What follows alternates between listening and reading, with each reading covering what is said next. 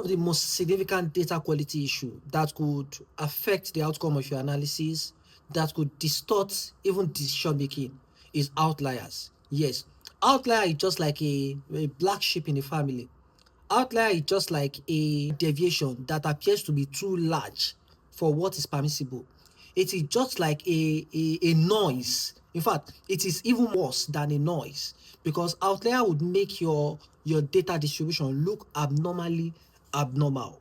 A good example, readmission rate to NHS is on average seen to be 5%, but outlier could just copper it to around 50%. How do you justify that? So it could either be due to error from where the data was gotten from the source, or it could even be just just an omission. So what you need to do as a data analyst when you have observed your outliers, and there are different ways you could use to detect outliers. One is a normal distribution, one is a visual look, that's visual detection. You could even use a box plot to detect outliers, and another one is you can use a unit root test. That's if you are dealing with econometrics, or if you are dealing with economic data, you can even use the unit root test.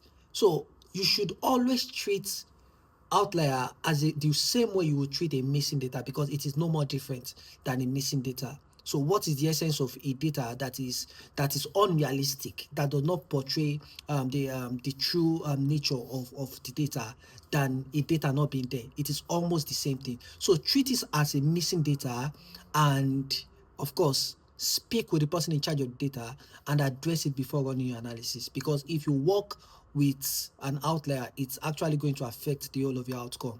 That is it.